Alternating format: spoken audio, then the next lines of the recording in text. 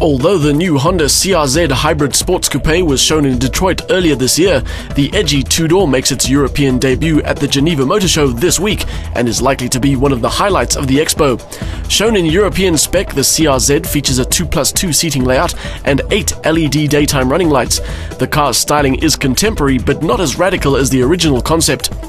However, the real story of the CR-Z is the futuristic parallel hybrid drivetrain, which combines a 1.5-litre petrol engine with an electric motor. A 3-node drive system changes the way the drivetrain reacts, as well as the weight and feedback of the electric power steering, depending on driver requirement. The 6-speed manual gearbox is another highlight. The interior shows off high-tech instruments and switchgear, but the rest of the 2+2 cabin is fairly conventional, with some sporty touches to underscore the CR-Z's positioning as an athletic coupe. At face value, the power output figures appear to be modest though. Combined drivetrain power comes to 91 kilowatts, which includes the 10 kilowatts contributed by the electric motor. System torque peaks at 174 Newton meters. But Honda points out that these figures compare with those of a normal 1.8-litre engine, while fuel consumption will be substantially less. It claims 5 litres per 100 kilometers and emissions of only 117 grams of carbon dioxide per kilometer. The Honda CR-Z has already gone on sale in Japan and reaches Europe in June. South African sales are expected to commence in the second half of the year. Meanwhile, Renault's production car star at Geneva will be the coupe cabriolet version of the new Megane. The car's main claim to fame is the fact that the electric folding roof is made almost completely of tempered glass. The two-part design opens in 21 seconds. The 4-seat interior provides ample space and loads of luxury in line with the newcomer's flagship status. Sportier seats add extra support, while a rear glass wind deflector addresses turbulence during roof-down driving. The new Megane CC will be offered with a range of petrol and turbodiesel engines and will also be the first model to receive Renault's new direct clutch gearbox. The CC should reach South Africa in time for summer.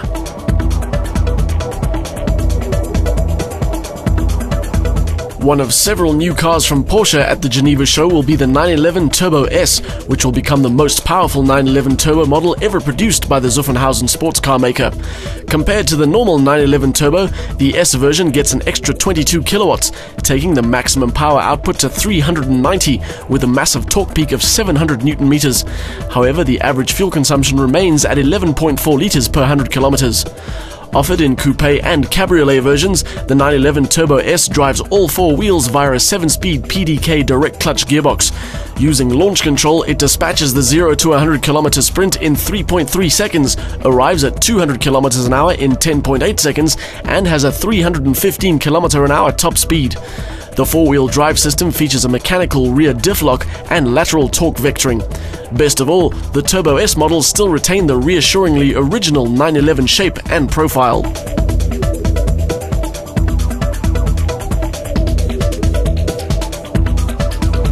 Already unveiled in Beijing 2 weeks earlier were the so-called entry-level versions of the Panamera, powered by a new 220 kilowatt 3-litre V6 engine. The most affordable Panamera features rear-wheel drive, while the Panamera 4 comes with 4-wheel drive as standard. Porsche's PDK direct clutch transmissions are standard on both models. The newcomers will go on sale in South Africa before mid-year and will be the first Panameras to cost less than R1 million, which should boost sales interest. Also shown at Geneva is the 911 GT3R Hybrid, which combines two 60-kilowatt electric motors in front with a 353-kilowatt flat-six engine for the rear wheels. The electric motors are powered by a flywheel-based energy recovery system that stores braking-generated energy to boost power during overtaking. The hybrid racer will be tested in long-distance endurance races.